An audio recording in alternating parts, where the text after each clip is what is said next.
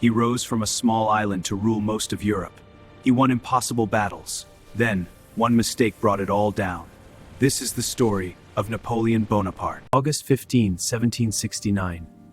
On the island of Corsica, Napoleon Bonaparte was born, just 1 year after France claimed the island. He was not born into power. His father was a struggling lawyer. His mother, disciplined and resilient, raised him in a household where weakness was corrected and ambition quietly nurtured. At just 9 years old, he left Corsica for mainland France.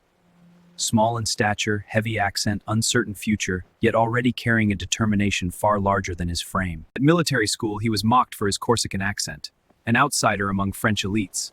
But while others chased popularity, Napoleon sharpened something far more dangerous: his mind. He excelled in mathematics and artillery strategy. To Napoleon, war was not chaos, it was distance, timing, precision. A battlefield was simply a complex equation waiting to be solved. In 1793, during the French Revolution, the young officer proved himself at the siege of Toulon. His bold artillery placement forced the enemy retreat, and France finally began to recognize his talent. In 1795, he crushed a royalist uprising in Paris with ruthless efficiency. To the government, he was a defender of the revolution. To himself, he was just getting started. In 1796, at only 26 years old, Napoleon led the French army into Italy. Victory after victory transformed the once overlooked officer into a rising force in Europe. By 1798, Britain was France's greatest enemy. Napoleon knew he could not defeat Britain directly at sea, so he chose a different target, Egypt, hoping to cut Britain's trade route to India. Napoleon quickly defeated local forces in Egypt. The Battle of the Pyramids strengthened his reputation. For a moment, it seemed his bold gamble had worked.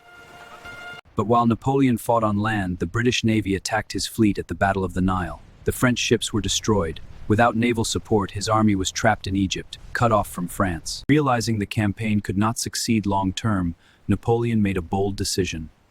He secretly left Egypt and returned to France, leaving his army behind. When he arrived in France in 1799, the government was unstable. The revolution had created chaos.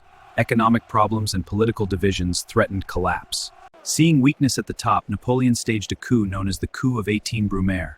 He dissolved the existing government and installed himself as first consul, effectively the ruler of France.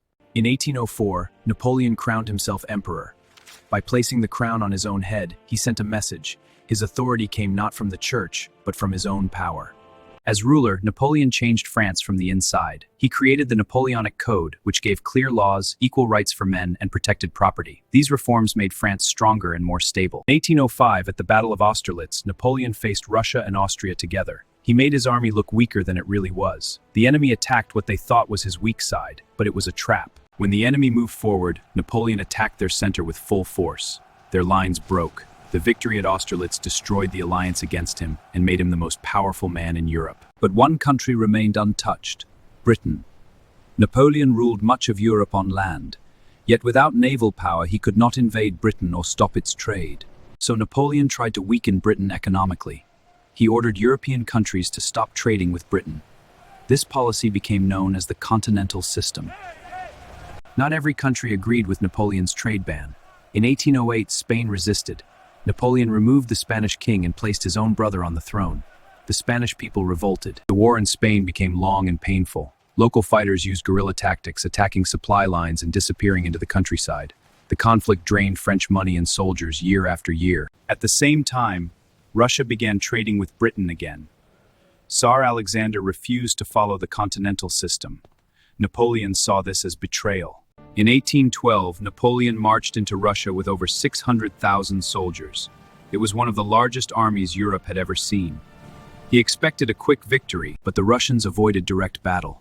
They retreated deeper into their land, burning crops and villages behind them. Napoleon's army moved forward, but supplies grew smaller each day. When Napoleon reached Moscow, the city was nearly empty. Soon fires spread across the streets.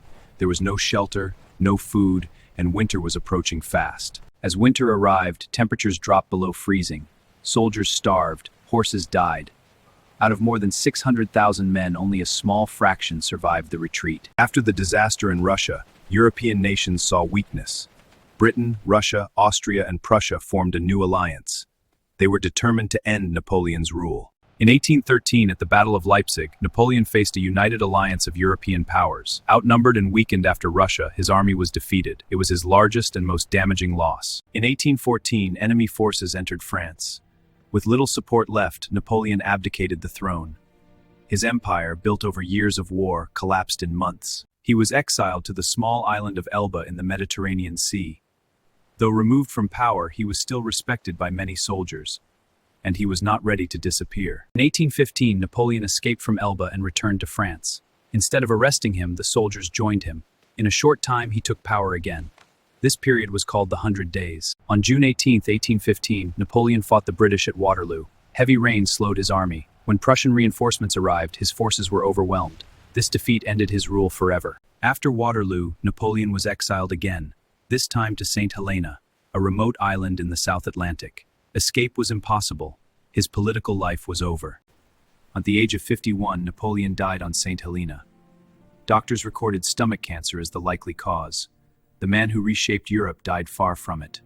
To some, Napoleon was a tyrant. To others, a reformer. He changed borders, laws, and military strategy. More than 2 centuries later, his influence is still felt across the world.